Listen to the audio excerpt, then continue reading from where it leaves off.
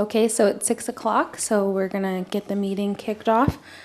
So first, we're gonna start with the roll call. So I'll just go around the table. Ben Young, Here, present. Julius Jones, Wilson, sorry. Present. Eth McNeil, Here.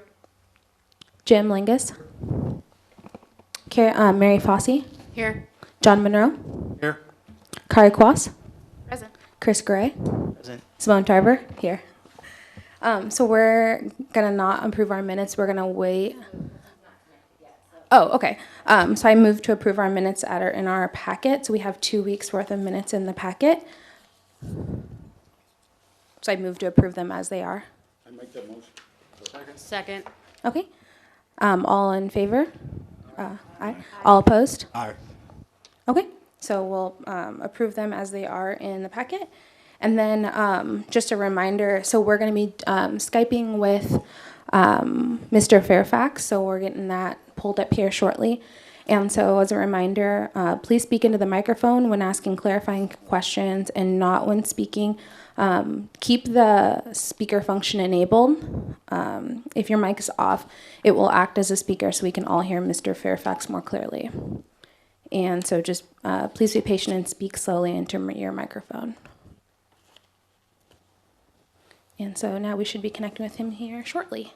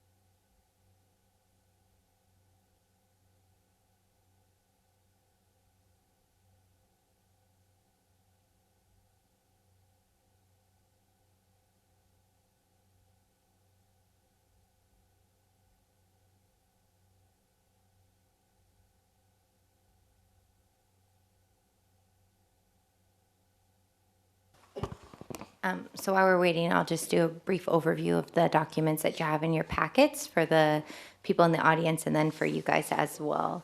So there's the agenda and minutes that you had already approved from the last two meetings. And then in the smaller packet is the 3 sets of the 11 questions that we're focusing on, that we chose to focus on for interviews. And on the top of that packet is kind of the next steps document. It kind of highlights what we're moving into after we select a district dean master. Is there any questions on any of those documents? There's also, at the bottom of your packets, I put in a budget. It's the same budget that you received the first meeting and via email a couple months ago. Just so when you get to the discussion portion of the meeting, you have the ability to reflect back on the numbers that we have submitted. So is there any questions or comments on any of the information that I provided to you guys? You said that the master will need information from planning. Is that because just like the new structures that's being built, the businesses, things like that? Yeah, so they could be requesting information as small or as clear as like neighborhoods and numbers in neighborhoods, and also requesting information like what new developments are happening in the community. If you're building 100 units of housing in this area, what's that going to look like? And so it could be as like I say basic, but I mean it's more clear to more complicated type of information about our city. So if a building has like 65 units, he or she would want to know how many people can live there, occupancy, things like that, even though they're not living there now, but it's just estimated to who. Yeah, like future planning, and then if permits and things have already been provided versus not. So what's the reality of that piece of land actually housing people or not? Great question.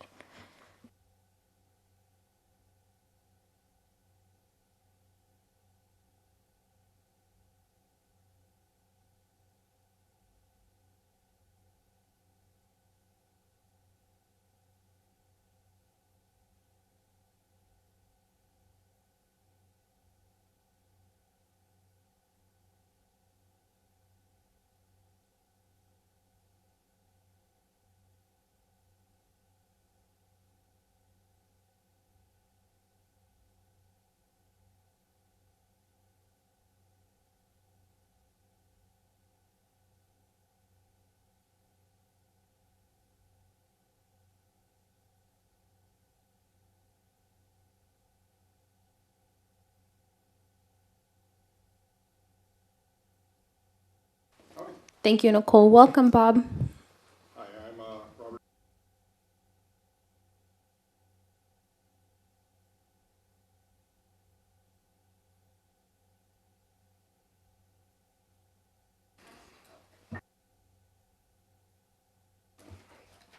My apologies. Okay, so yes, Robert Schweitzer, Sammamish Data Systems. Yeah, I've been doing political redistricting since the 1990 timeframe and have been a redistricting master since 2001. I've done a few hundred plans. That's the basic overview of Sammamish Data Systems. Okay, so we have 3 questions here we'd like to ask you. Sure. So our first question is going to be, please explain how you view the role of district master for this commission. The district master is the person who will be creating a plan based on parameters supplied to them and provide a plan that is legal for the commission or council or whatever you. Exactly.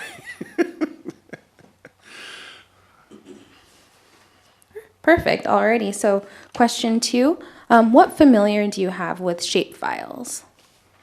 Well, Shapefile is specifically a file format for ESRI company for the importation and exportation of files through their ArcInfo and other GIS systems. It's a proprietary format specific for them, but it also has a number of other GIS software companies out there that import, export to it using that format. There's also such things as MapInfo, interchange format, and other formats. But since ESRI is the dominant force when it comes to AM/FM type GIS systems, it's the status quo to be using shapefiles as an interchange format.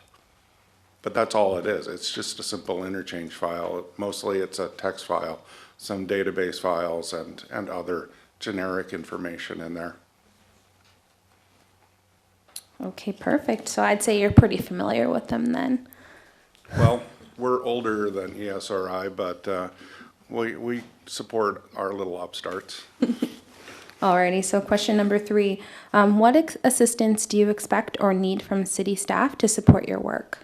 The only thing I would need is the whatever the current city boundary is at this particular point in time. I'm sure since the files that I've received from the Census Bureau in 2011, all of these cycles blend into one.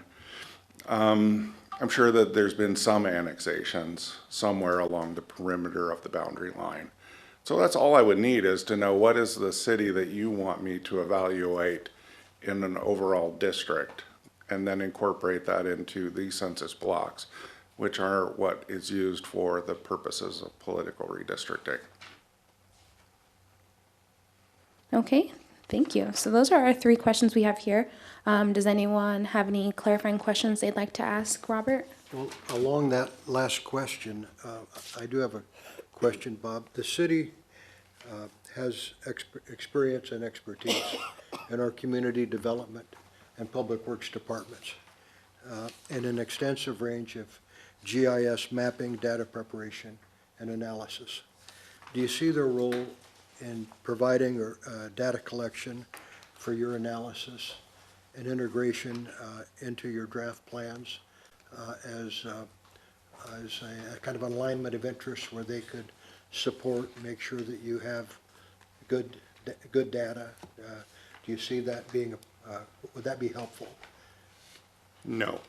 Okay. When it comes to political redistricting, there is only one database that is to be used for determining population counts, and that is the Public Law 94-171 Political Redistricting Database supplied by the Census Bureau. So, for all intents and purposes, any population growth that you've experienced would not be reflected in any current plan until the next census is completed. So, All right. So that prompts a second question. Did you receive a copy of a memo provided by the city that outlined some legal guidelines? And have you looked at the state, are you familiar with the state RCW on the basic rules under the statute with respect to districting? the 5 basic rules, population, compactness, contiguousness, not to favor or disfavor political party, and to reflect general points of communities of interest, those particular 5 rules? Well, those are, I see those are 5. There's a couple more here. I guess there's a memo that was distributed by the city attorney, and I have used that as kind of the guideline by which I'm kind of expecting that a districting master will follow it, because these guidelines came out of the RCW, the statute. And so I think I'd be happy to have Nicole share a copy of that, so you could.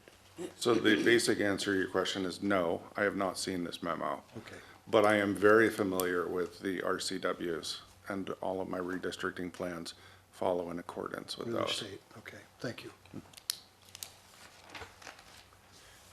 Can you talk just a little bit about some of your recent districting activity locally, what you did and what your experiences were? Sure. The most notably of recent activity, oddly, there has been a lot of redistricting since the end of the regular districting cycle. You guys are transitioning from an at-large to areas of district. I recently worked with the South Snohomish County Fire and Rescue. I think that's their full-on term. They merged with Fire District 1 and all of that, and they had to basically start completely from scratch, just like this. So I worked, with those guys to produce them a few redistricting plans. They had some suggestions, altered, moved forward, and came up with a plan. That is as fairly current and very local for you guys is those guys, and I could certainly provide you any contact person there to talk about my work. They were a lot of fun to deal with, although it was a little disturbing whenever every fire chief's phone would go off and the whole meeting would come to a stop, and then they would all look at it and it would be over, but you never knew if there was some tragedy or something going on. But so for them, they did have 5 districts that they needed me to just pull out of thin air and create for them. They gave me general proximities of where they wanted each district to basically start, and that was it. I moved forward from there, and I created them 5 redistricting plans. Some parts of the plans evolved because they just didn't like the basic shape of certain areas. Some were just very minor changes.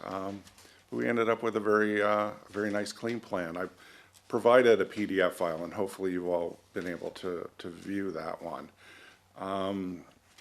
So that is based off of purely census blocks, and we did primarily try to make the boundaries look as pretty as possible at the same time of getting the population fairly close. I could have gotten the population a lot closer on each one of these different districts, except they just wanted it to flow better. And plus, they also knew that they were going to be redistricting again in 2021, just like you guys are already well aware of. So.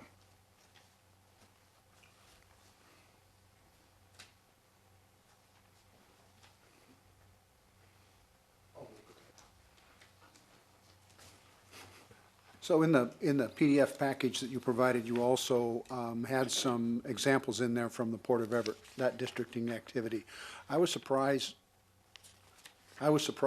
how closely you were able to get those districts to match, not only in overall population equally distributed amongst 3, but also the racial equity. So I guess that's just a statement and a compliment. I thought it was a great package. Do you foresee did you have any issues or any problems when you, since that's dealing with Everett and the surrounding areas, did you have any problems putting that package together? Well, they were a fun bunch as well. They had an unusual request. They asked me to create 3 plans, period. Make me 3 plans, and we'll pick and choose from them. Normally, I will produce a plan, alter where they don't like it, because I would be creating from an existing set of boundaries. I always look at how the districts were drawn in the past. Well, they wanted 3 entirely different plans, and I was like, it's not that big of an area to come up with 3 vastly different plans, but thank you for the compliment, but that was mostly dumb luck. That's just how the population falls within the precincts that we're using, and they use precincts. In that particular plan, you will note that there is 1 precinct that is split for population parity. I guess you would say they're a little old-fashioned, still using precincts to describe their various districts. But, that's historically how they've always drawn their districts. Most people have migrated away from using whole precincts. But at least in the state of Washington, our precincts are very, very small, as opposed to certain other states where you can have thousands of people per precinct. It's very hard to not split precincts in those particular environments. Thank you.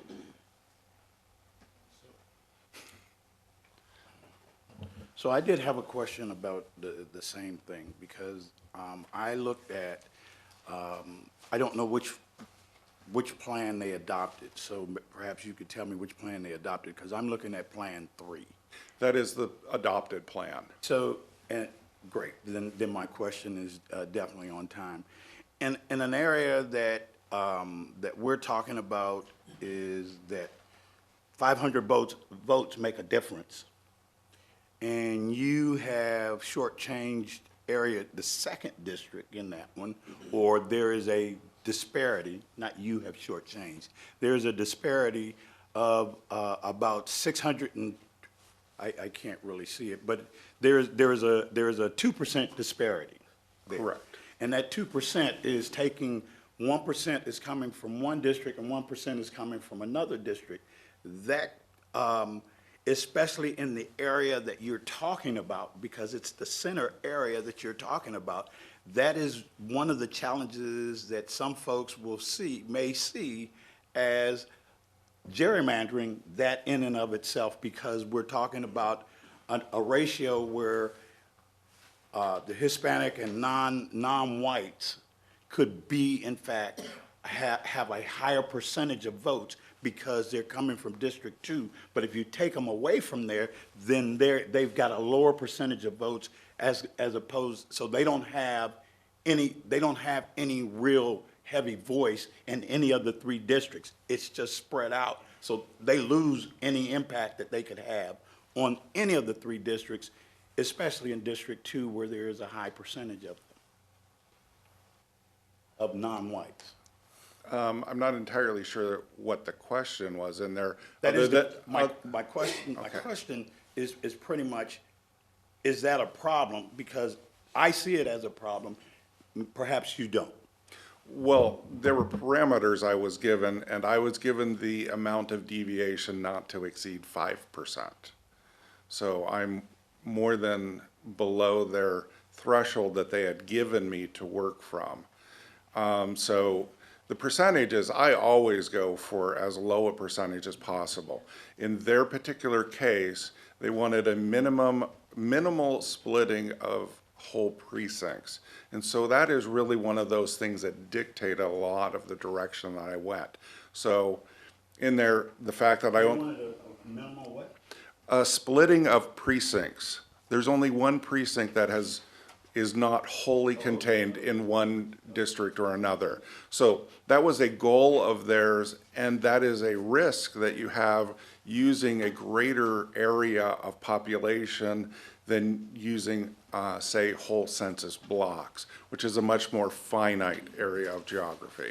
So you're saying that, and I'm trying for clarification here. You're saying that you would have done it a little differently, but this is what you were told that they wanted, or that was acceptable to them, and they chose this plan over any of the other 2 plans. Right. All of the plans that I created for them were based off of primarily whole precincts as much as possible.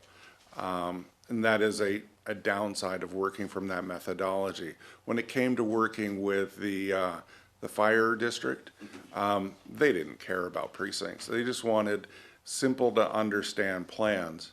And then I worked within those parameters to make them very easy to follow set of lines, as opposed to using the whole precinct. On some of those maps for the port, you will see that there's a small outline in the different areas that, let's see.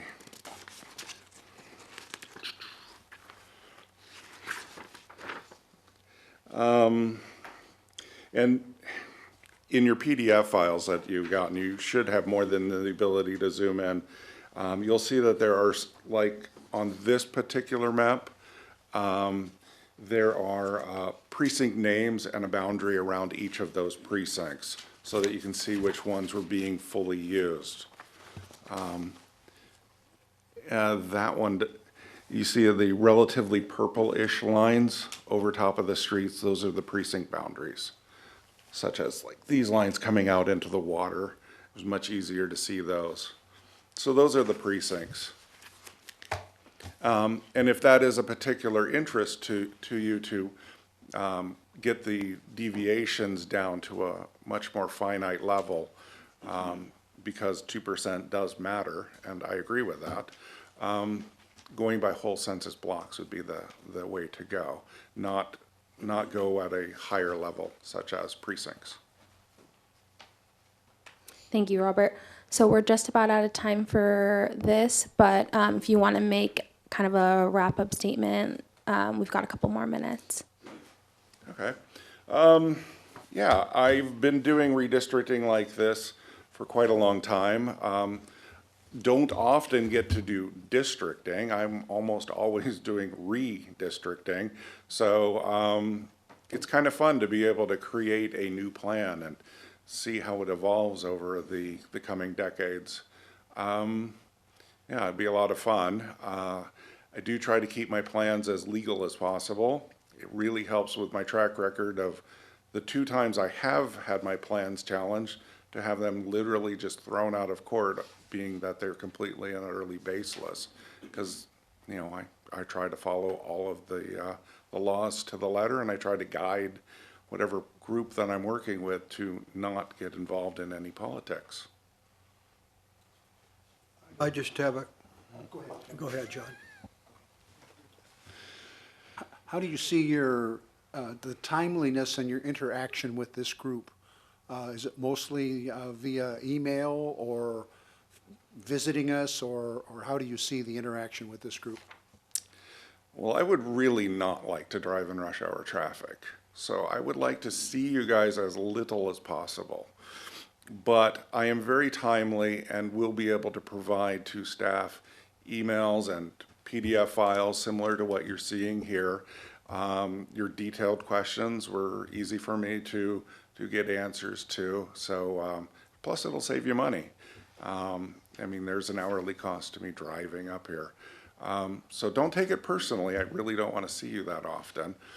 I don't dislike Everett, but 405 to I-5, just not fun. But yeah, I can turn things around very, very quickly for you guys. Not a problem. I have custom-built software just to do that. All right, thank you, Robert. I have one question, please. Okay. You had mentioned that the census data is what you rely on, and I recall a comment last week, and I'm going to defer to Ramsey or David. I recall a comment last week.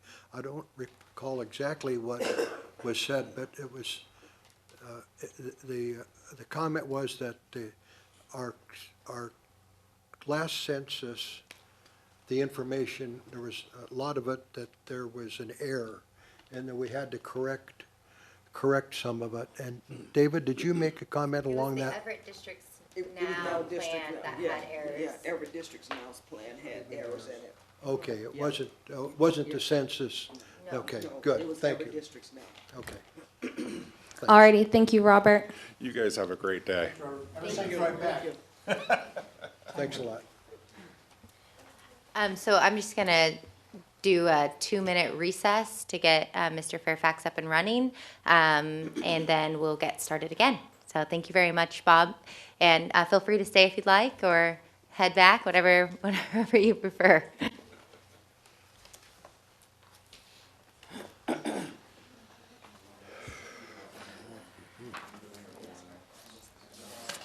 Beg your pardon, Mary.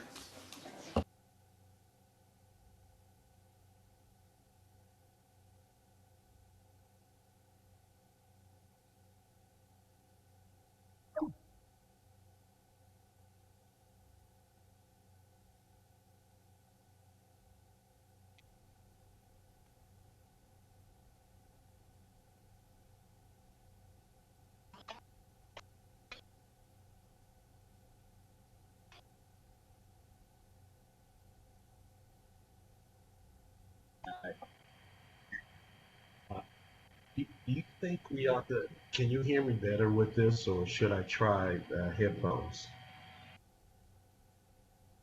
Okay, good. I thought about that if I tap.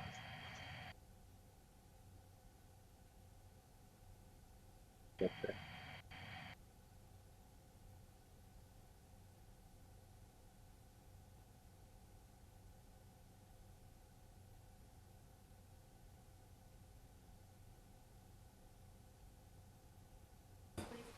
Test, can you hear me? Yeah, that's okay.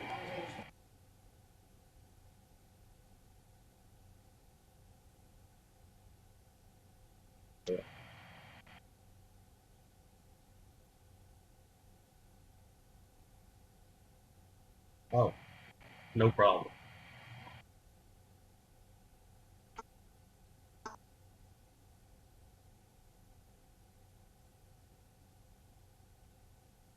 All right.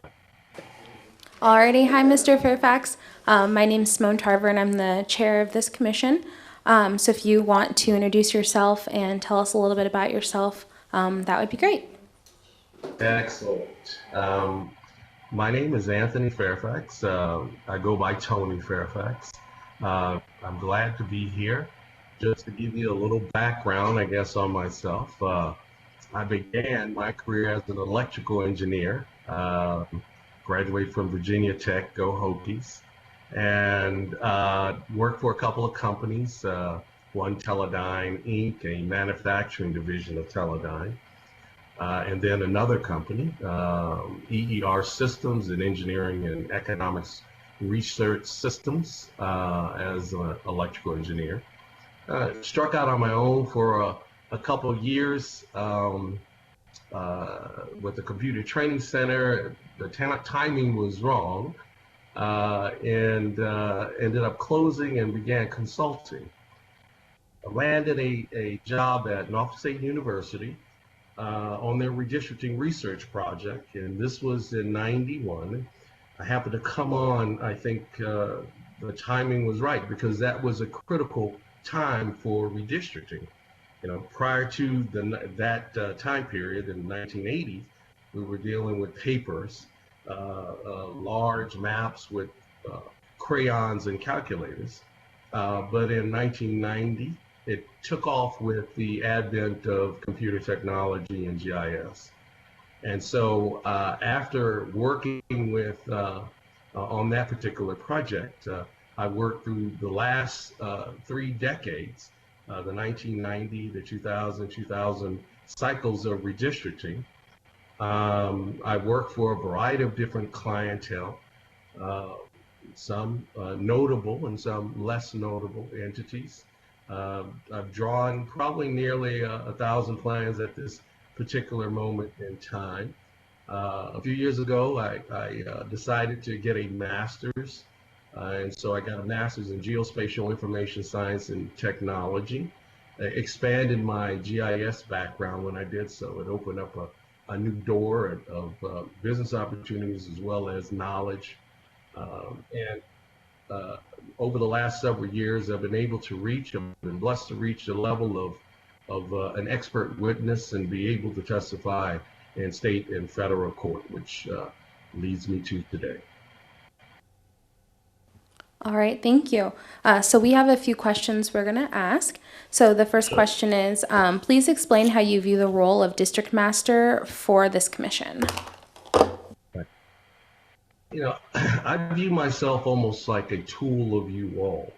I view myself, one, to be able to provide sort of an advisory capacity to you all, and then also an implementer. So an advisor to tell you where I think things should go, where I think something shouldn't go, if you will, and then be able to implement that, use my technical skills to implement your vision.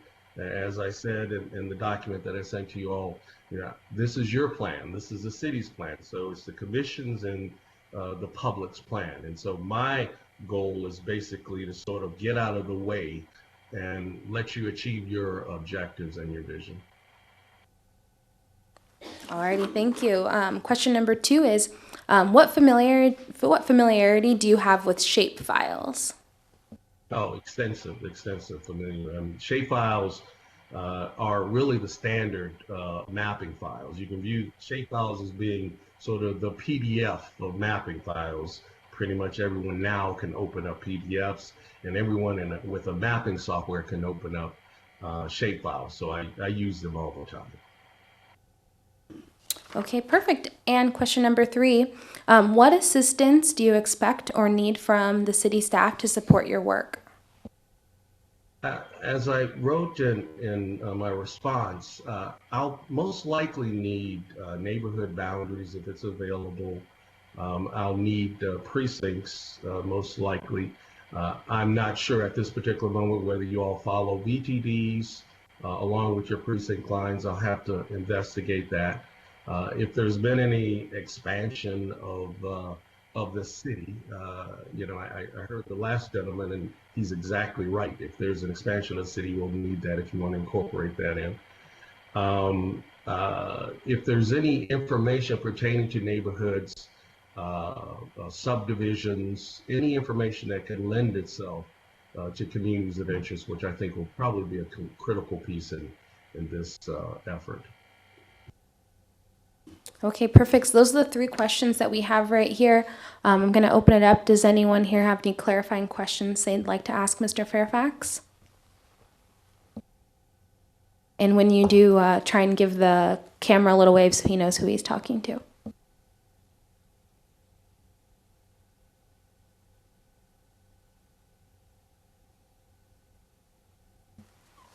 Hello.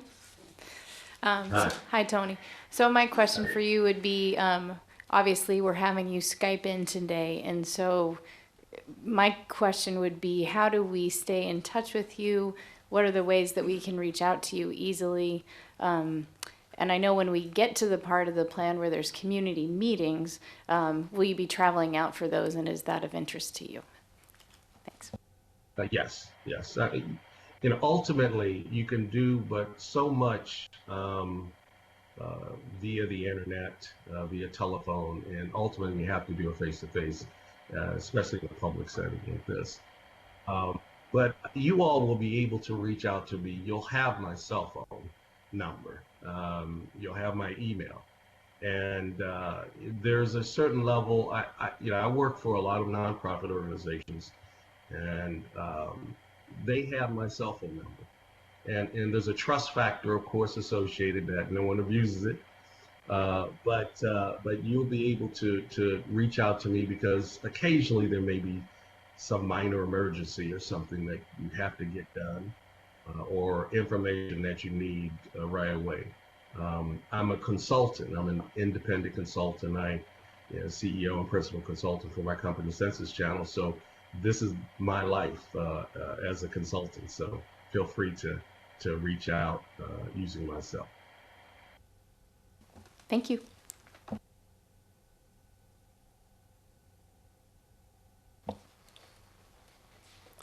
Do you have any experience in informing the public or the community or the neighborhoods why we need this done, why you're doing this, to where they can understand it on a smaller level? I've given presentations to grassroots organizations, and so they usually make up individuals who know nothing about mapping and nothing about redistricting many times. And so I'm used to talking to individuals who either have very little knowledge on the process, all the way to individuals who have extreme knowledge. I'm one of those individuals. Explain it to me why this is necessary. I didn't hear. Say that again. I'm sorry.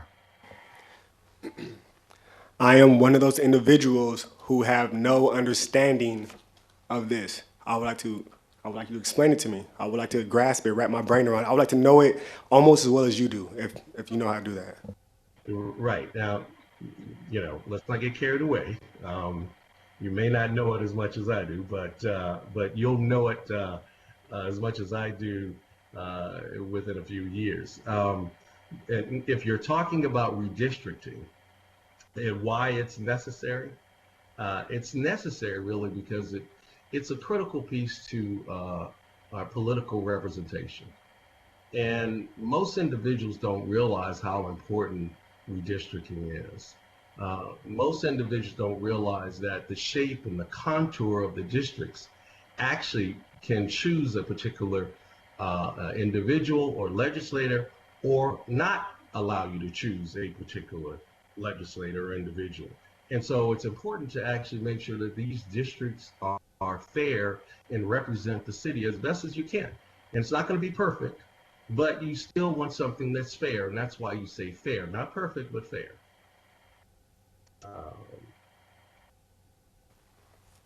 Yes. What do you feel would be fair? That's a question that will take some analysis, some talking to the community. It's surprising how much, even though the community and community organizations specifically might have never gone through the process, they know a lot about the community. And what is going through now as far as redistricting is we're actually leveraging and moving to more communities of interest and shaping our districts into communities.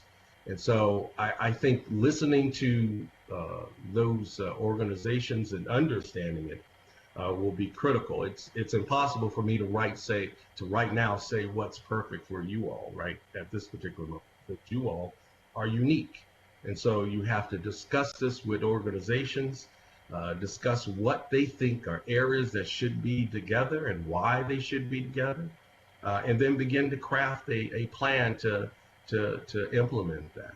And so right now I can't say. But after talking and discussing with entities, including yourselves, you all have probably a great deal of information embodied in yourself. I'll have to do that first before I can actually draw any plan. Alrighty, oh, go ahead. I saw in that you were suggesting for posting district ideas or concepts to a web page used for citizen review and comments. I think that's a great idea. Can you speak to any experience you've had with doing that, and at what stage of the process that might happen for advocating for the use of technology? Right, right. I have never done that. I've seen it before. I've never implemented that. What I saw was that you had just launched, I think, a data repository. I can't recall what it was called, but it seemed to me to be the perfect location to actually post plans. Now, the comments on those, I'm not sure about where that occurred, but certainly you could implement posting the plans and the maps for individuals to actually access and download.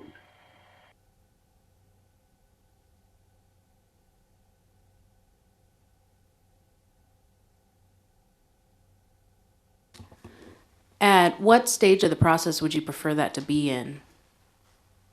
Or would you see that? Stage. What stage? I would assume as soon as the draft plan is finished, you would post that.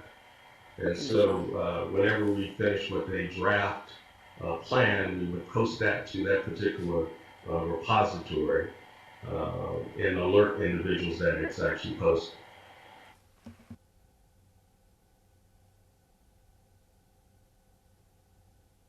Okay, any other questions? Yeah, I'd like to ask those same two questions I did before. The city of Everett has experience and expertise within our community development and public works departments in an extensive range of GIS mapping and data preparation and analysis. Would that be helpful in terms of having them provide some data collection for your analysis in any way would that be helpful in you preparing some of your work? The only thing that I could imagine that would be useful would be the imagery that you would have. If you have satellite imagery, it may be good to actually have a map with a backdrop of that instead of using maybe Google Maps. Maybe you have some additional imagery that may actually be more current, let's say. Other than that, with the data you're talking about utilizing PL 94 or 171 data, you're locked into using that as your population data source. But maybe mapping, as I said before, maybe the imagery that you have, it may be useful. Maybe you all have some useful backdrops for the maps that we can overlay the district boundaries, let's say.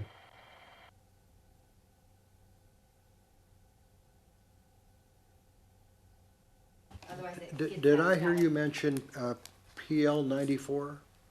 Yes. That was the question that Mary had.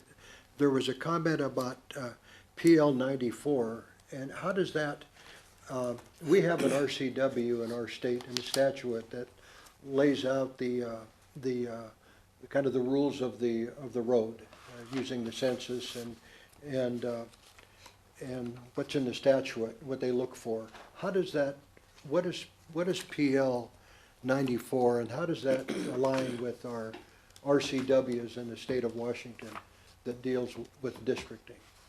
Right, right. Well, PL 94 stands for Public Law 94-171. It was established in the 70s actually to direct the government to actually create a database for the purpose of redistricting. And so ever since then, it was used, actually, it's been used for redistricting. Every decennial cycle, they create a segment of the decennial census that's called the PL 94, and that segment or that database is specifically designed for redistricting. And how it's used is really for the original purpose of redistricting, which is equal population.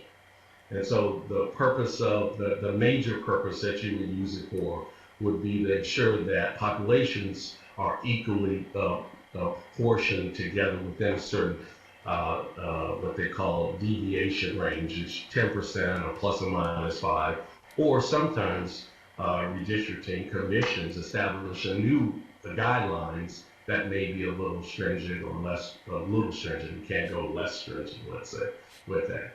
But that's really, for the most part, how it will be used. Of course, it'll be used in data reports when you look at, for example, maybe split precincts or split areas where you can define the population that's inside each of those areas. That's also where you can use. Occasionally, in compactness, you have a compactness measure that pertains to population. There's one that actually looks at population, and it will be used under that scenario as well. And have you had an opportunity to look at the RCW in our state that outlines what those criteria are, to see if are the two really compatible? Do they overlay, or is, how do you've got PL 94 and you've got State of Washington RCW and statute? I'm not sure I understand how they interrelate. Well, yes, from what I gather, you had standard redistricting criteria. You had equal population, you had contiguity, you had compactness, and communities of interest, which are sort of standard ones that are used really pretty much everywhere. But then you had some were defined of race and political affiliation not being used or favored or disfavored, I think was the terminology. And so once again, this PL 94 would be used to for equal population, would be used sometimes, possibly in the compactness measurements, could be used to a certain extent with communities of interest, understanding the population of areas, although you may want to integrate the ACS, American Community Survey, to look at income, education, areas such as that, which is not part of the PL 94. And so the PL 94 pretty much is a database for population and race and ethnicity, meaning Hispanic, Hispanic and ethnicity. So pretty much that's really how you integrate the PL 94 with the RCW, I believe. Alrighty, so our time's just about up right now. If you want to say a couple words just to wrap up. Well, I guess I have been working in redistricting for almost 3 decades now. I've gone through 3 different redistricting cycles. Like I said before, the 1990, 2000, 2010. I call myself specializing in redistricting. I would love to work with you all to help you out. I believe that districting is a way and a method of having a fair representation for a particular jurisdiction done the right way, and I believe I can help you do it the right way. All right, thank you so much, Mr. Fairfax. I appreciate you taking time out of your evening to virtually be here with us. And so I think we'll be exiting out of our call, but thank you again. All right, thank you. Take care. So,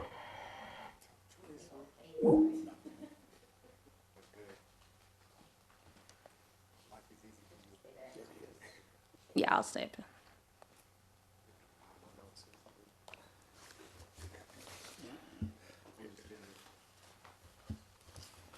Alrighty, so now we'll move on to item 3, districting master discussion and appointment. Does anyone want to kick off the discussion with their thoughts?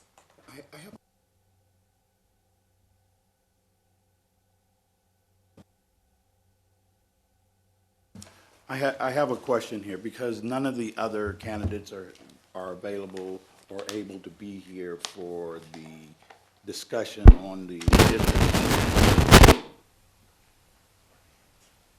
Is it okay for the first candidate that we saw tonight to be here also? It's an open public meeting. Okay, all right, that's great. Our other ones could be watching from home for all we know. It's live. Hopefully they are. Maybe they aren't.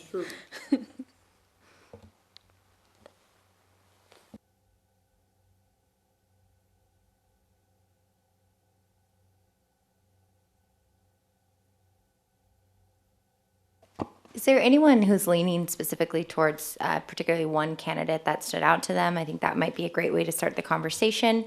If somebody, really likes one candidate, that might be a good place to start. I like the first one from the 4th. But now I'm not sure.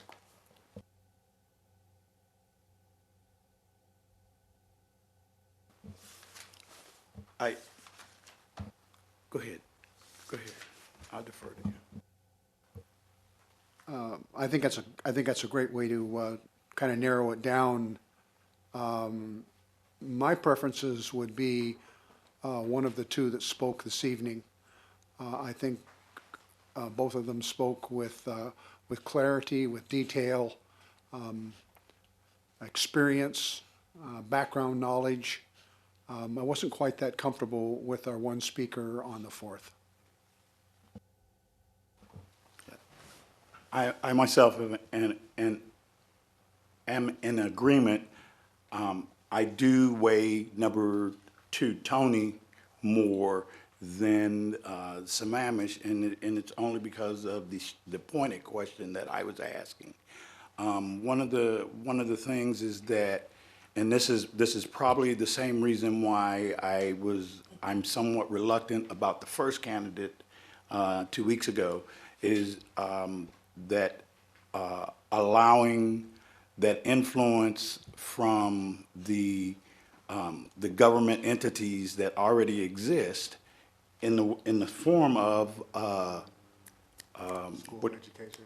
no, in the form of using their data to create the maps. I just see that is as just wrong, because if we're going to use their data and their maps to create the data, then what the hell are we here for?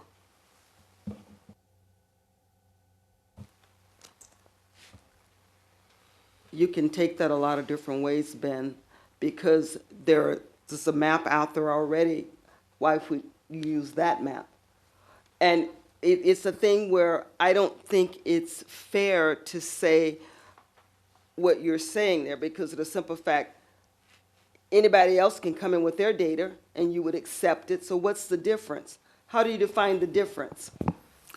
I find the difference in that it is one group, being the city of Everett, has a vested interest, whereas the other two candidates do not have a vested interest, or the other candidates using their own data and making up their own maps do not have a vested interest, because the first person that came, he was going to rely on the city for his data, for his maps. And he was going to do some adjustment based upon some other criterion. But the initial, and so just as we've already discussed or said that the previous map, I'm assuming you're talking about Everett's now, that's not on the table at all.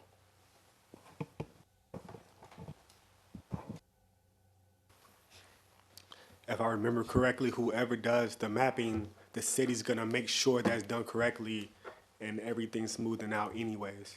Am I correct? Yeah, the city staff will be double checking just to make sure things aren't missed and things like that. That's correct.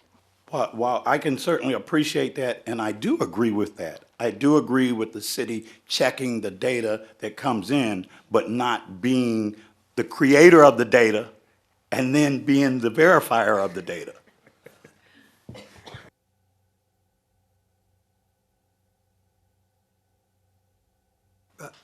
We aren't at that point yet, but I have confidence in whatever data the city staff would create.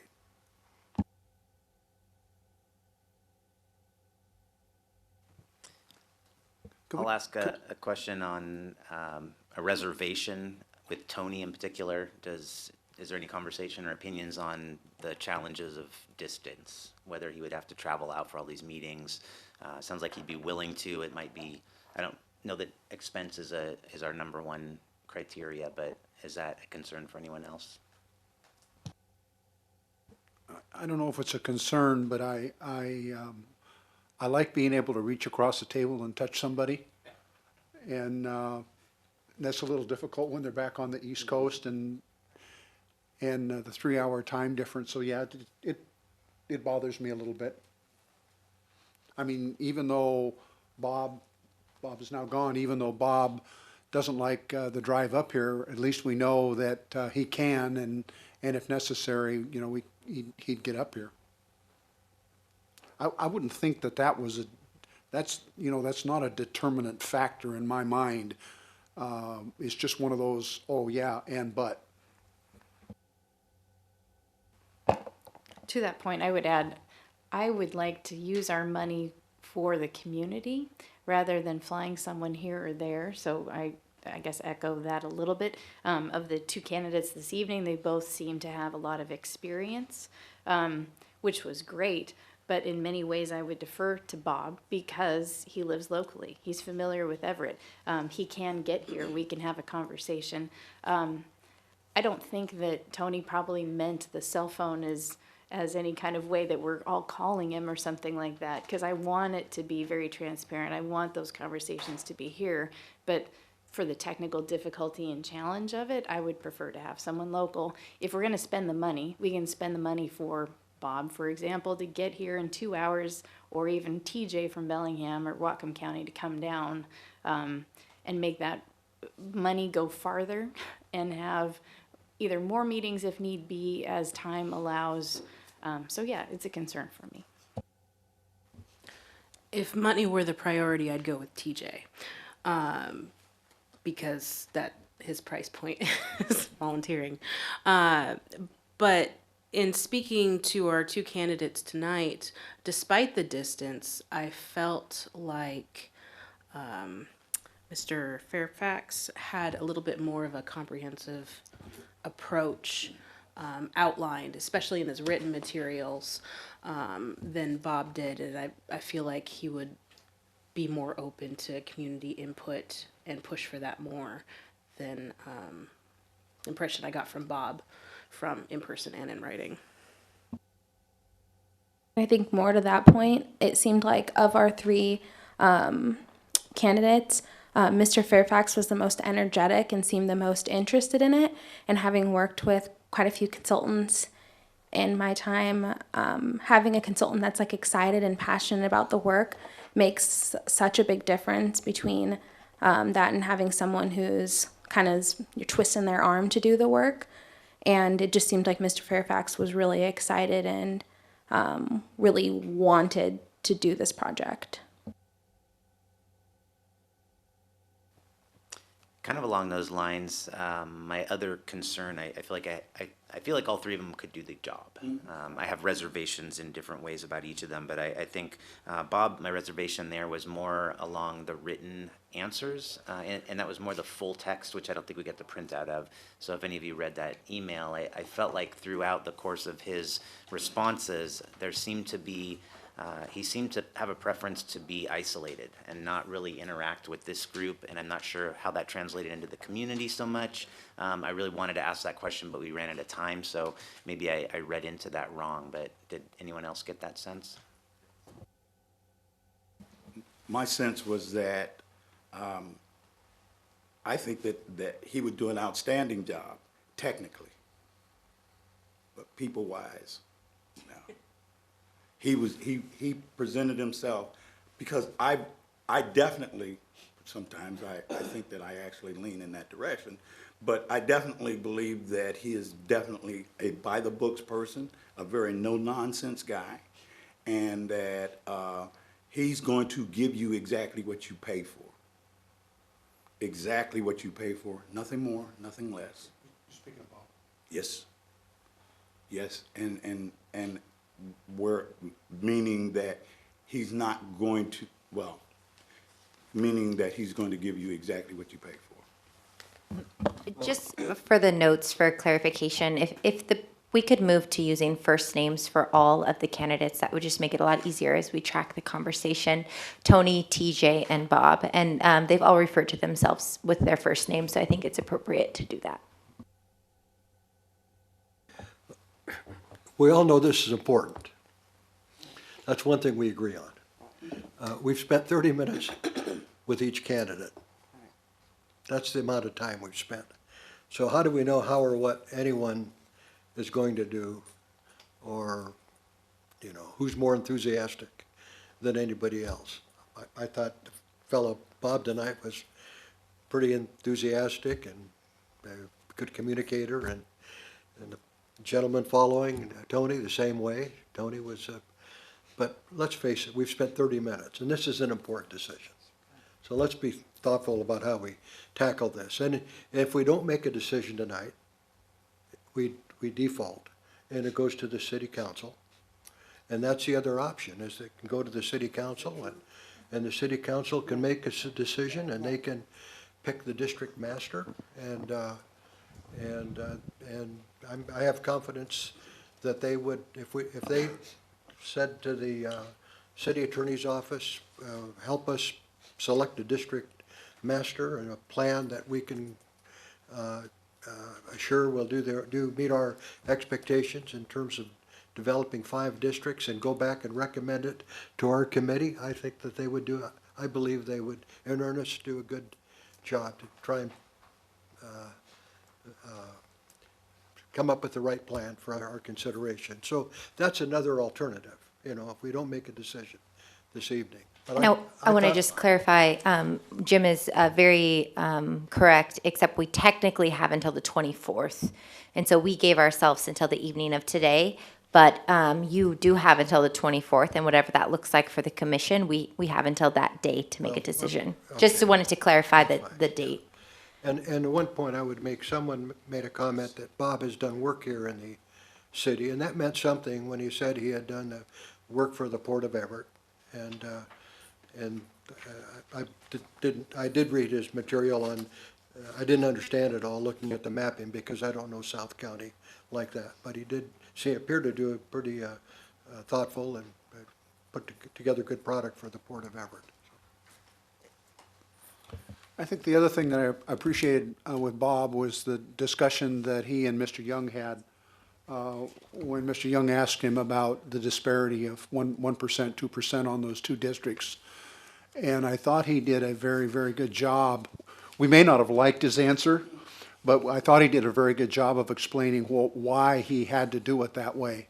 And that gains points with me when somebody can have an intelligent conversation with someone else and can explain their position such that everybody else hopefully will get it. So I appreciated that part of the conversation.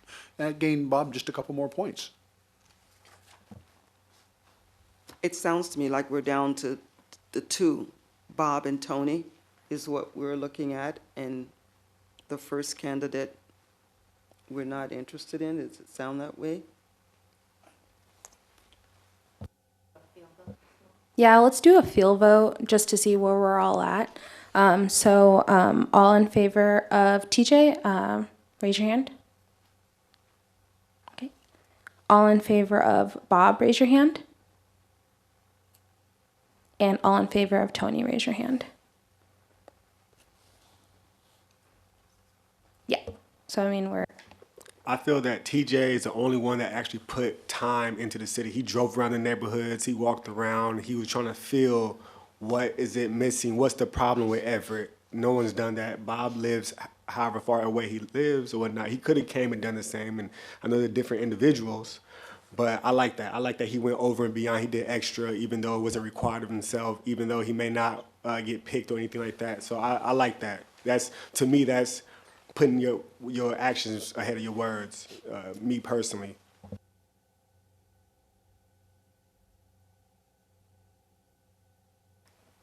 I'll add to that I like TJ as well. I think there's a benefit to him being local. There's a benefit to having the experience of a very political.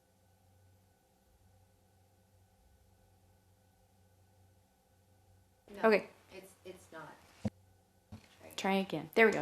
That he came from a very political county where you have to deal and be level-headed with that. So I was impressed with that aspect of his work.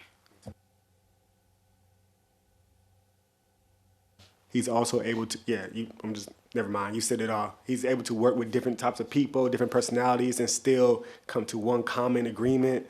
You may like the color purple, I may like the color dark blue, but he'll find some, to me, I felt that he'll find some fine line to where we'll be able to come together and not be bitter or angry or feel like we got cheated or anything like that.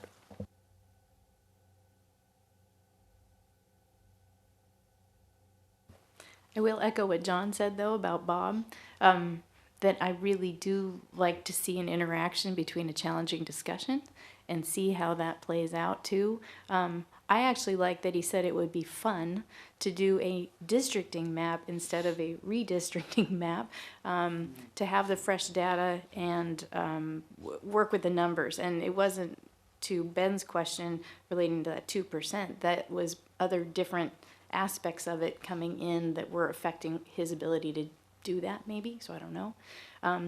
To respond to Jim, I don't want to defer to the city council on this. I think that we were appointed for a reason, and I think that we need to make the decision.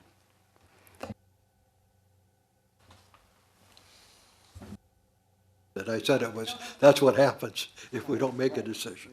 So to that same point of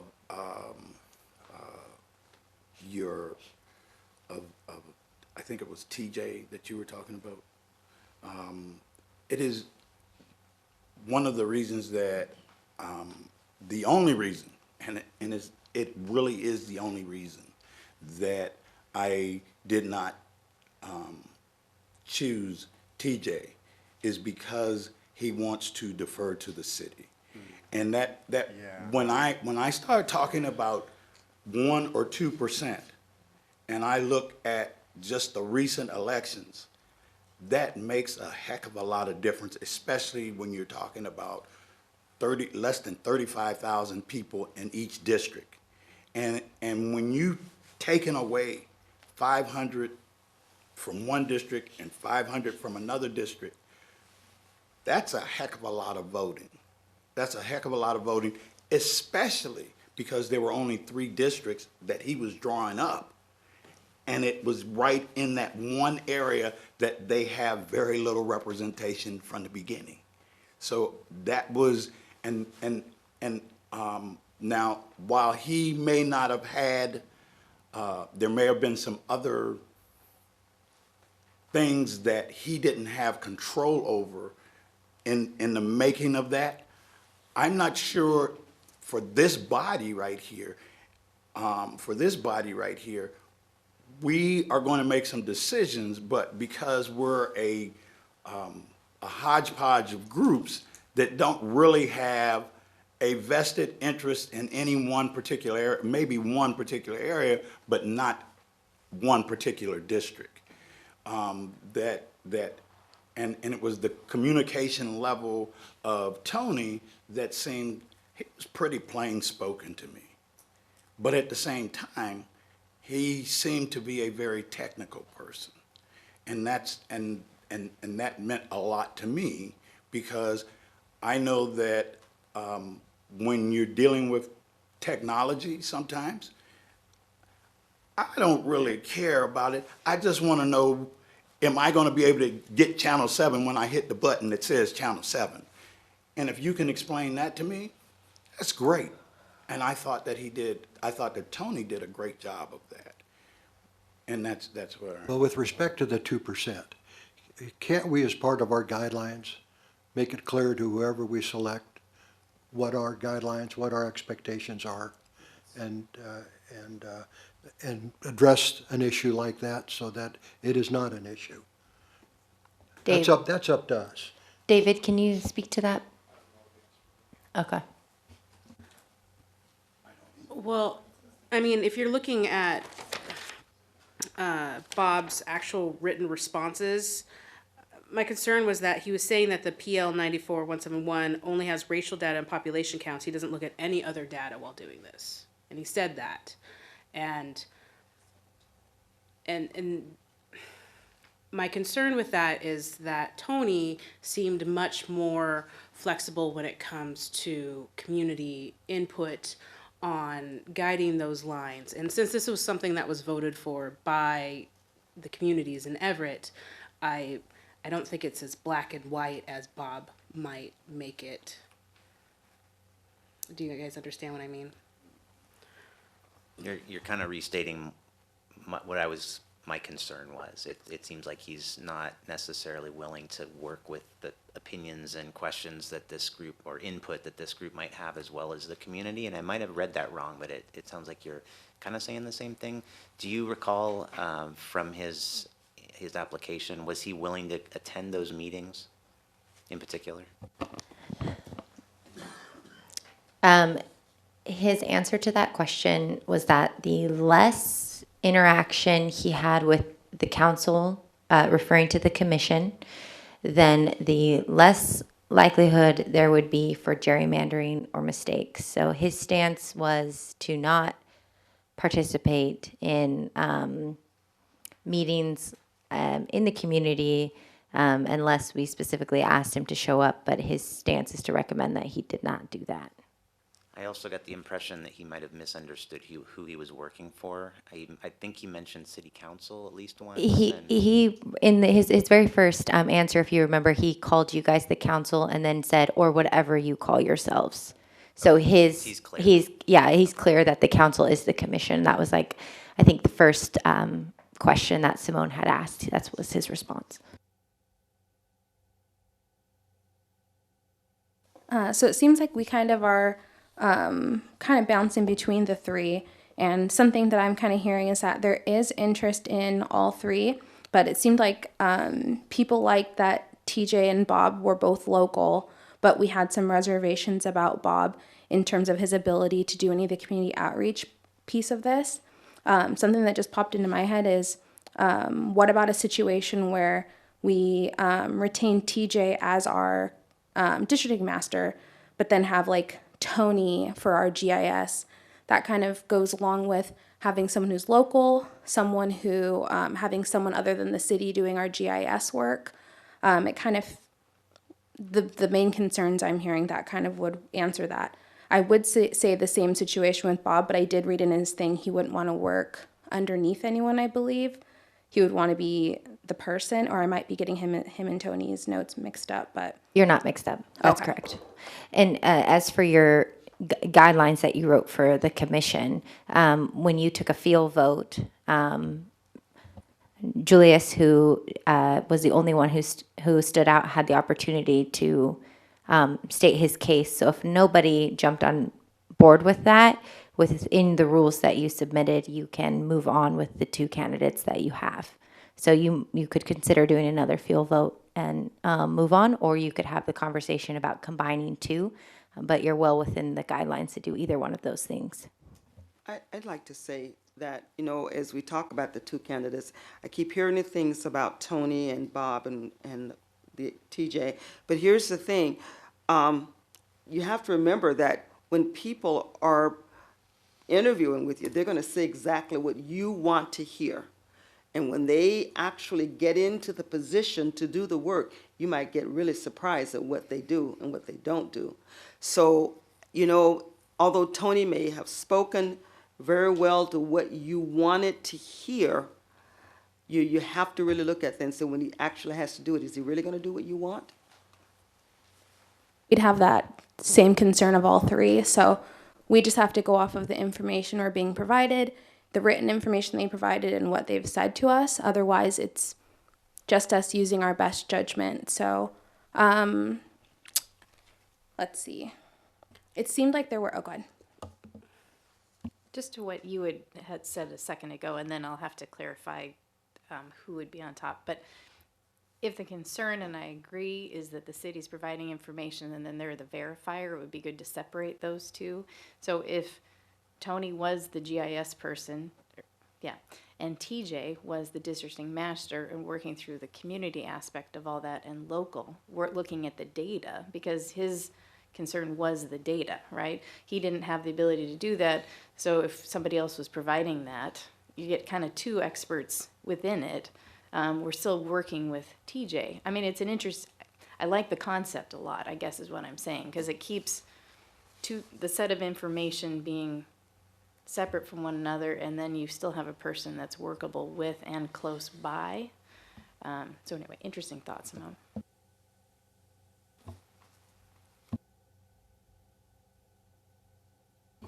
Okay, so can we talk a little bit about the money aspect? Would that be within, are there ranges within affordability? I know TJ was almost volunteer basis, but Just as mileage and stuff, so it'd be travel and stuff like negligible. that. So if we did do a two-person thing, that would actually probably end up saving us a little bit of money, depending on what Tony's cost would be. And we didn't have the opportunity to ask if Tony or TJ would be willing to, be coworkers. That's not so. So you have the options to do whatever you choose because you're in charge. But if you wanted to do that, you might put forward something where you have two scenarios since we do have until the 24th. So if X doesn't work out, then we decide on Y. And that's also something that you guys can discuss. And that's also well within the bounds of what you're allowed to do. So are they affordable, though, the money that they propose? Is that within the budget? There is no person who applied for this position when I run the numbers that you cannot afford the services. It's just a matter of what else might you want to buy within that budget. I did have my intern do a quick search just to see what it would cost to fly in from Virginia to Seattle. Right now, when she looked, it's about $300. So it seems fairly reasonable. There is no direct flight to Payne-Field, unfortunately.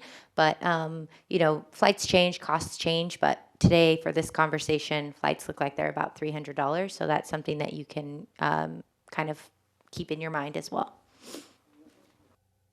Yeah, and then car rental, hotel, or whatever that looks like as well. I'm not really sure I'm comfortable with this split responsibility. I think we'd have to be really clear on roles and responsibilities. And, now we have interjected, we have a districting master and somebody that's going to help them. But then we also need to remember that we have the third party, which is the city that will be reviewing that data. And I don't want to get into a debate where the city is saying, well, wait a minute, TJ said this, and yet Tony or Bob said this. To me, I like real clarity. We've got one districting master, and that's the individual that we're going to work with. And we just stay clear that way. I agree with John. I'm not even sure. I'm puzzled. I'm not sure how we started the discussion on tag team. We seem to be focused on two, and I agree with John. I agreed with his point. Okay, I have a question for you guys. Let's say we pick Tony or we pick Bob. Do you guys have any idea how you guys are going to, as individuals, engage the community and get them together to explain them why we're doing this and how they need to welcome this and things like that? Do you guys have you guys thought about that? Done any research? Read any books?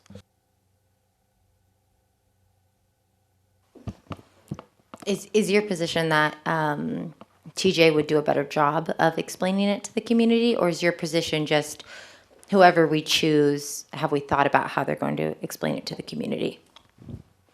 Well, I'm not gonna say a better job, but Tony lives in Virginia, and I'm guessing he's the guy that does the GIS. He's the GIS guy. So when he did his districting or redistricting, somebody else did the community work. Bob, when he did his redistricting, somebody else did the community work. Tony, I don't think that's. I don't think that's true. Mm-mm. No, if in Tony's packet he did do community stuff, and then Bob discussed in having the meetings with the fire chiefs and the phones going off and them going out, and so that was part of the community meeting. So I think it's just a different version of community meetings, and so you're thinking like districting, which is the whole city, and so your mind is like big, like all these people. But the work that Bob did was much smaller with the fire districts. Mm-hmm. Use your mic. I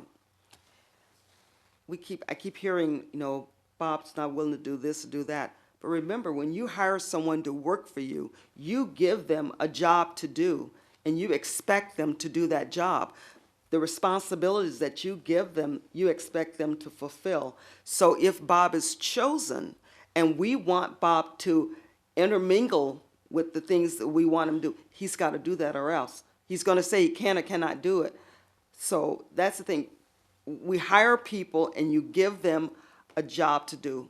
And if they can't do it, they say they can't do it. I definitely agree with that. One of the things that I drew from Tony was the number of nonprofit organizations that he's worked with. And the reason why I say it like that is because you're dealing with a bunch of lay people as far as districting is concerned, or as far as maps, ESRI and GIS data is concerned.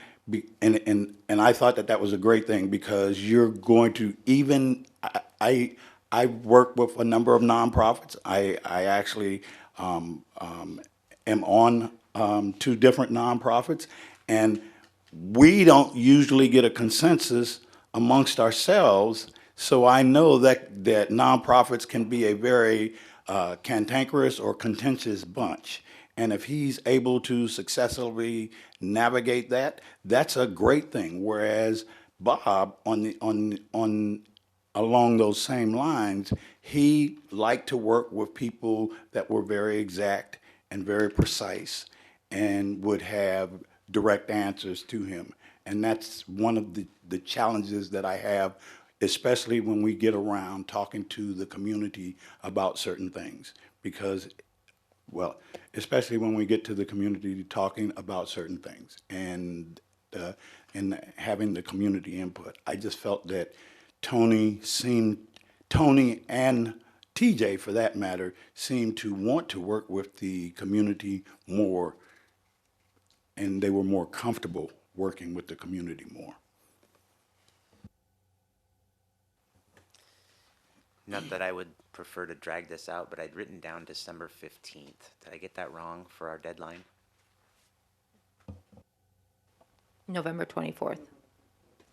Yeah, November 24th is the 90-day deadline. I can have Jamie recount. We count from the time that the meeting that Julius was appointed to 90 days out. So could we talk about community meetings for just a minute? It was. Huh?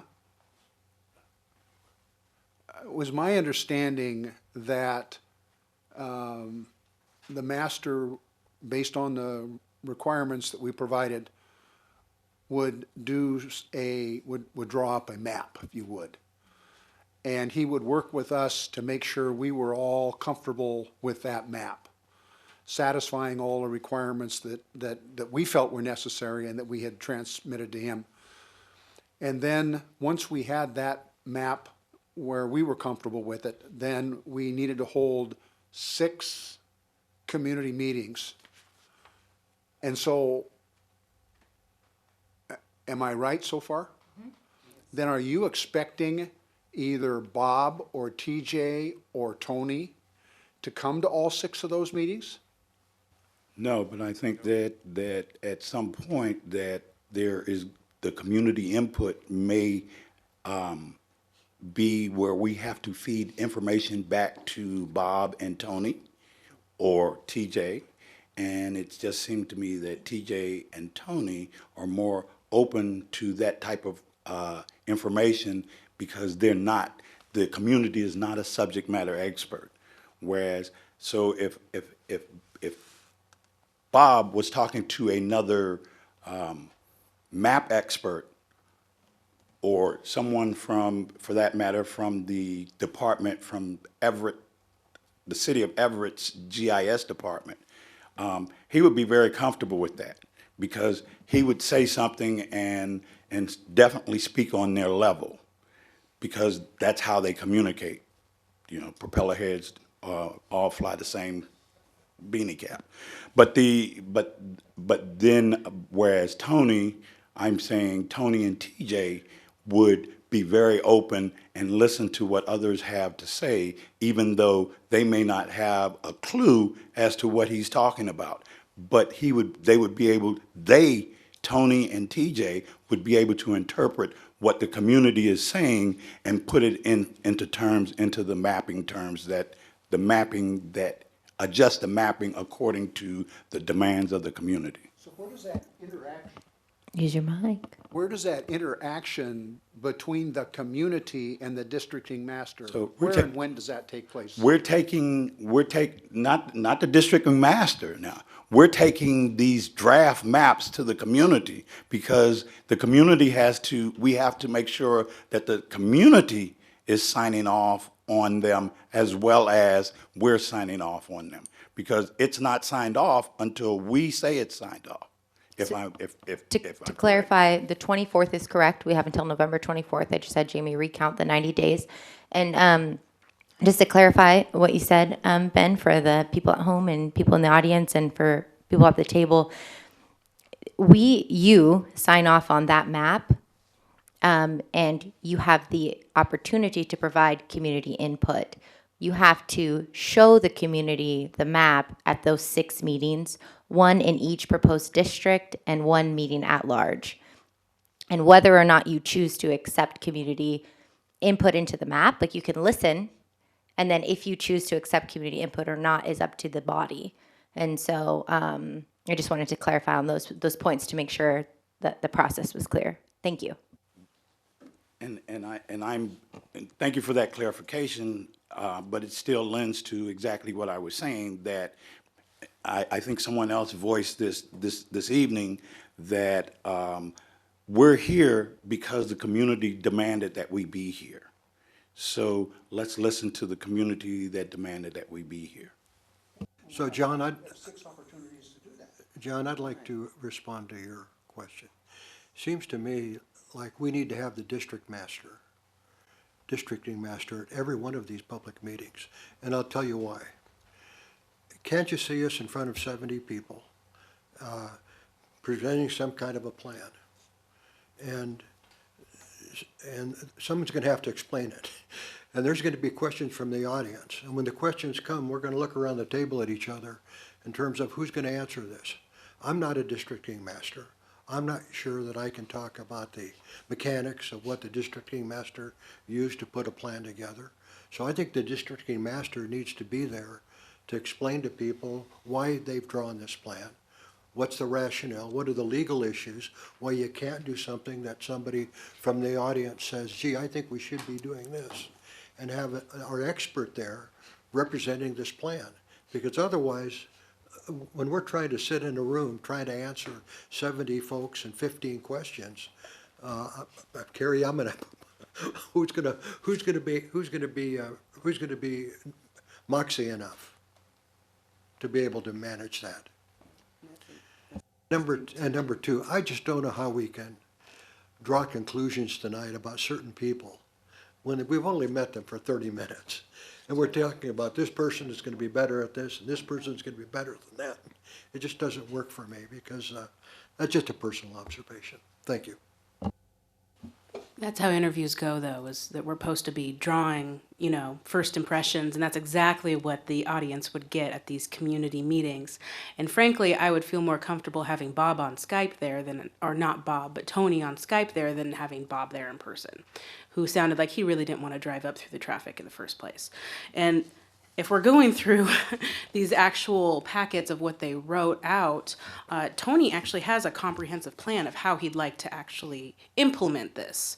And his answers seemed much more methodical and thought out than the impression I got from Bob's in reading through his responses.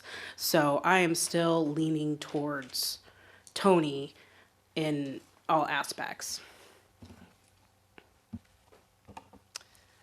I'll just say, reading through, I think I'm agreeing with you. I feel like a lot of Bob's answers were borderline sarcastic in some cases, and kind of, I don't know, could have been worded more professionally almost.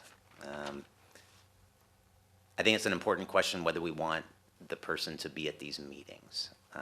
And it's not a huge barrier. We can fly people out. We can do Skype, things like that. I think that's been my major concern with Tony, but the reality is, Bob doesn't live in Everett either. I'm not sure that he knows that much more about Everett than Tony does. So as I'm kind of working through, having just talked, like to your point, having just a half an hour and trying to make a quick decision on this, working through it, I feel a lot better in some ways about Tony from this conversation. I echo that same sentiment. So are we at a place where we feel like we want to just bring it down to just Bob and Tony? Do we want to do one more vote? So I propose that we eliminate TJ as an option at this point and bring it down to just Bob and Tony.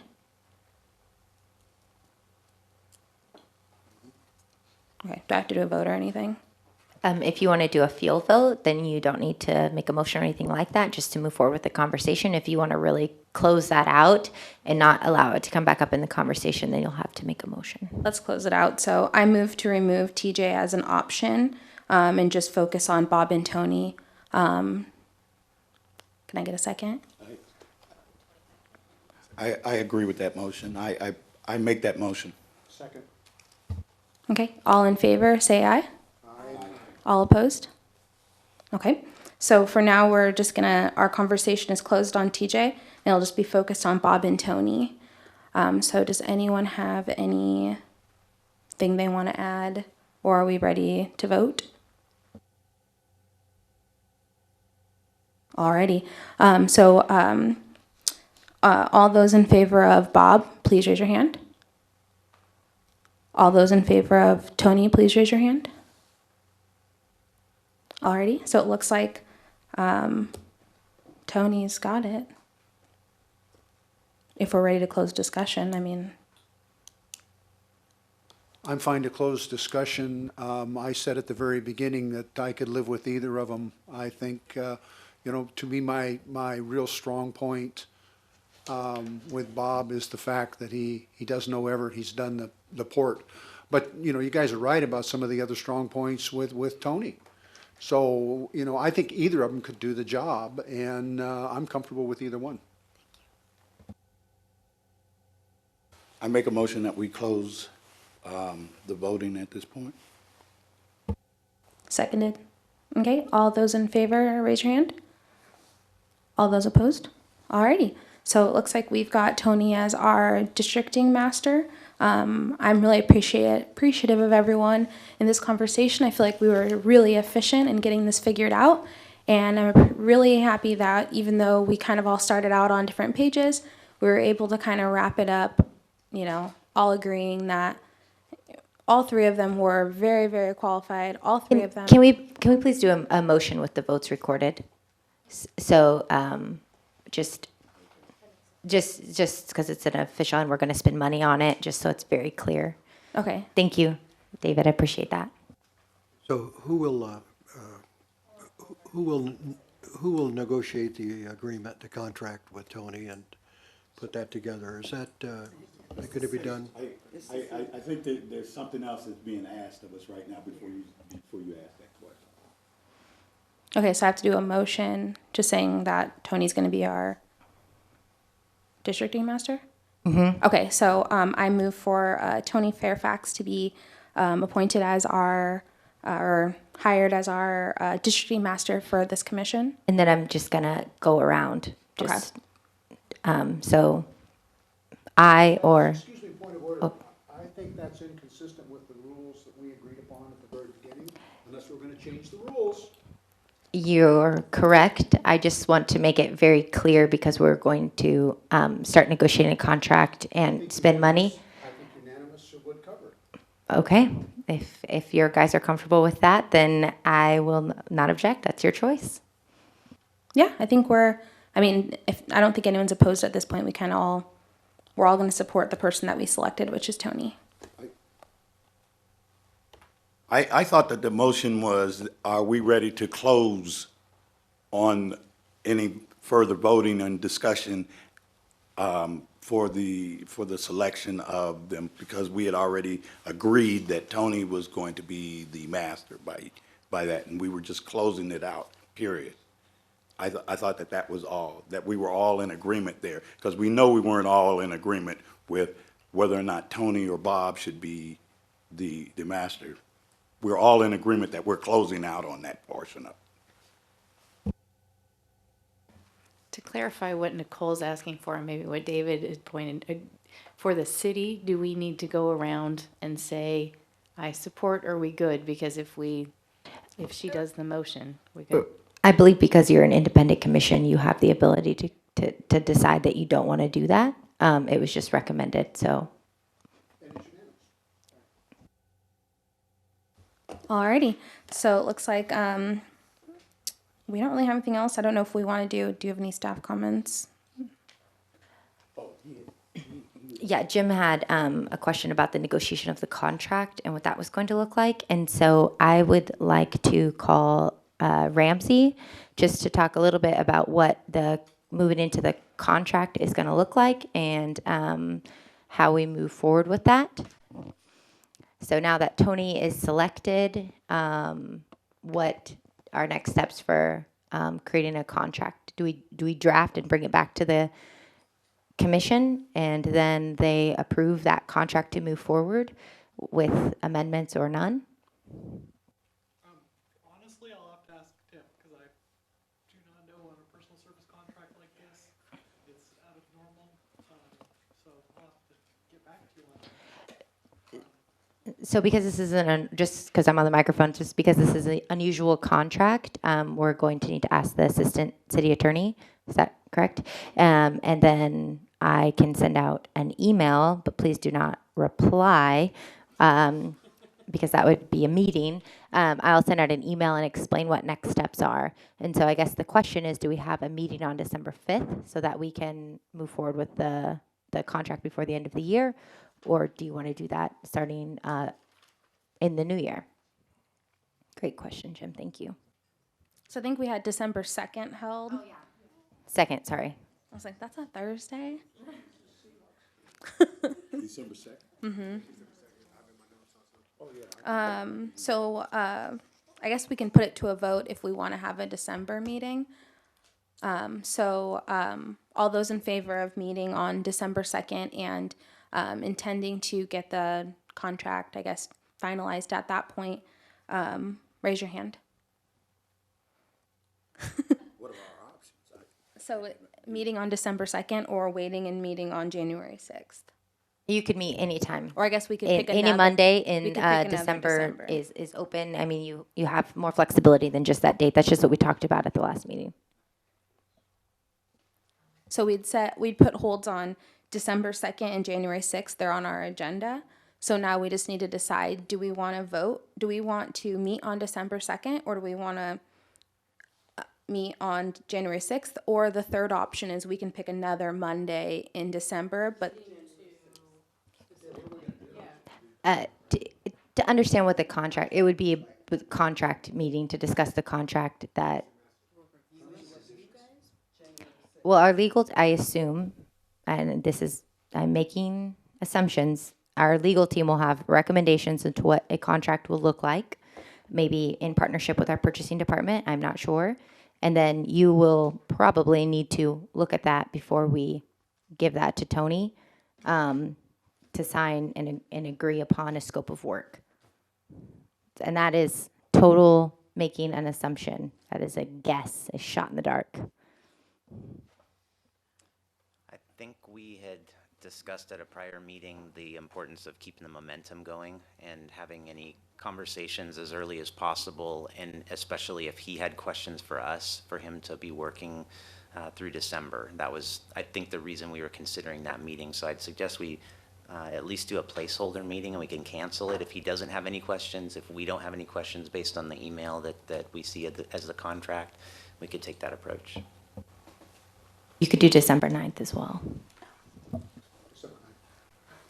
I think giving the city 3 weeks to get the contract figured out seems a little bit more reasonable, just since this is all very new and we don't want to, I personally wouldn't want to meet on December 2nd and have it still be kind of up in the air.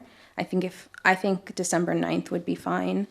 I'm not available December 9th, and we had already agreed to a placeholder for December 2nd at a previous meeting. Okay. If we think it's reasonable to have that contract prepared and have the meeting be an effective use of time, we can keep the placeholder, and if it's not ready, we can cancel it.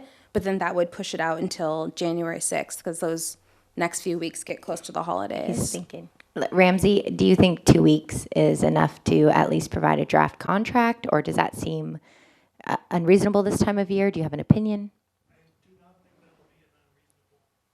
He does not think that would be unreasonable. Okay. Then let's keep December 2nd. I have one more question on the contract. Since we had all this discussion about interaction between the districting master and the community, will we specifically spell out in the contract that the districting master must be here for the community meetings? We can, if you'd like. We made a big deal out of it. Sorry, my mic's on. Yeah, 'cause, I mean, Skype seemed to, if we can, we can get that to work so he'll be there to answer questions. I don't think he needs to be there for every, I mean, like that, the big one. Community meetings. Yeah, the big community meeting, the one that's the Will whole Skype come city-wide. in? No, he would be present. My recommendation is that he would be present for like the big Yeah. meeting. Yeah. But for like the individual district ones, I'd have him be required to Skype in, so he'd be there to answer questions and be in Which presence. one would he be here in person? The big one. The at-large, so one citywide and one in each proposed district.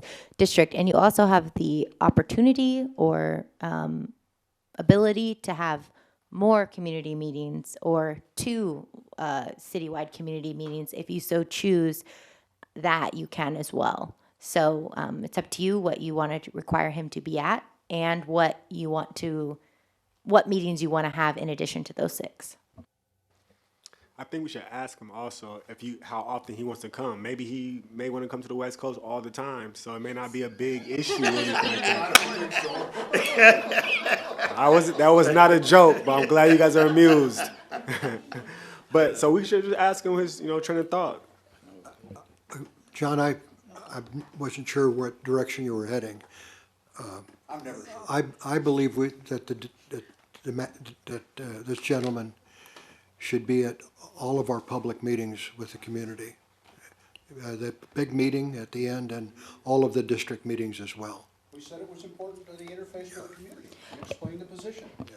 I mean, you also have the opportunity to. We are as far as the like charter goes, or we're ahead of schedule. So you have the ability to plan maybe more than one meeting in a day, or all of the meetings in a week, or however you think that that's going to work out for your budget and your planning purposes. So it does. You don't. I think when we think about 6 meetings, we're thinking about like maybe 6 weeks of meetings, and that's not the reality. We could just lay them out however you see fit. Just to clarify to John's point, I agree. I think he needs to be present. How he's present is mutable. He can be on the screen, he could be physically there, but I think for the at-large meeting, I think it's important that he's physically here. But Skype is fine if that's how it has to be. I agree. I was also wondering if we would be able to look more closely at the financials of what that would look like if we did have a requirement, if we can leave it open-ended as well. Because going into the public meetings, we don't know exactly how well-attended and contentious the issues might be. It may be something that is very well-attended and that we should actually think about having them there versus Skype. So having it kind of a little bit more open-ended might be to our benefit. And we can absolutely do that. We also have, very qualified city staff that can understand a lot of this stuff, that they could work with him to understand why he did something and might have a better time explaining those things than, to Jim's point, we do have experts that probably could answer some of the community's questions in person as well. So I think we can be flexible. Am I hearing that we want to require a presence at all requested community meetings? So you get to decide what community meetings you want him at? Based upon that comment, I make a motion that we require his presence at all community meetings as well as the main city meeting. Okay, all those in favor, raise your hand. All those opposed? Abstain? Okay. Clarification on presence, is it I vague? Presence is clear because you clarified it. Okay. I think, I can't remember which one. Intentionally vague, just in case we need to change it. Use your microphones, please. People at home cannot hear you. Yeah, so the clarifying would be, it could be on a screen, it could be physically present, and either counts as present. And because we're reserving the right, that if we see that the meetings are going to be somewhat contentious, then we will immediately fly him out and have his physical presence here for that.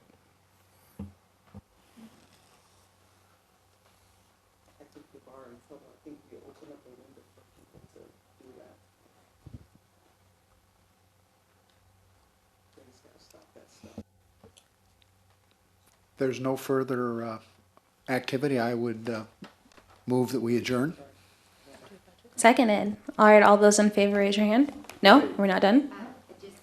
Did you guys have any questions on the budget that I had passed out? I just wanted you to just be clear that we have about $82,000 to spend. And so what I'll do is I'll go back to Tony and we'll get some approximate numbers of what it's going to look like for him to come to X, Y, and Z. And we'll use that like approximate or guesstimate to work on the contract.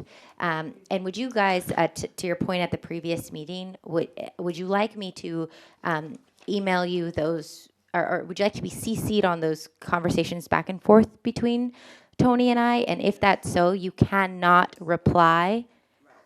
Do not, because then that's a meeting. So I'm happy to CC you, and I'll just let him know that that's what we're doing. And all of you, or just Simone and Chris, or what does that look like? I think we all should be emailed on that. I think we should all see it. If you blind copy, you can only reply to me. Right. So, and that's safer. So I'm happy to blind copy just to kind of put something in place to make sure that we're not breaking rules. And if you do make a mistake, I'll email you and let you know that you can't do that. So it's not a And I think critical- on matters of compensation and matters of termination of agreement and certain conditions and scope of work, I'd be real careful and let Ramsey or the attorneys negotiate those particular points. Let's not get going back and forth in terms of talking dollars. I'd be careful there. I was just going to say that what's the net result of a meeting, an intentional meeting through response to an email? It's illegal. So It's illegal. So So- if that's true, I would recommend that it only goes to Simone or Simone and I, just in case, and we can send that out. That's my opinion. You guys can't send that out. It would have to come from me. So, Forward it on to the rest of the team. no, because that would become a serial meeting. It would need to come from me to you, and then any responses or questions that you have would have to come directly back to me, because what you can't know is what kind of other people are thinking, or where they're drawing their conclusions, or how they might feel about something. Those are conversations we have to steer away from unless we're having a public meeting. So I still suggest that you send the emails out to all of us. And I'll just blind copy. Blind, great. Is that okay? I see you're nervous about it, but I think we could do it. Okay, yeah, so now back to John's motion. All those in favor? Aye. All those opposed? Alrighty, we're adjourned. Thank you, everybody. See you December 2nd.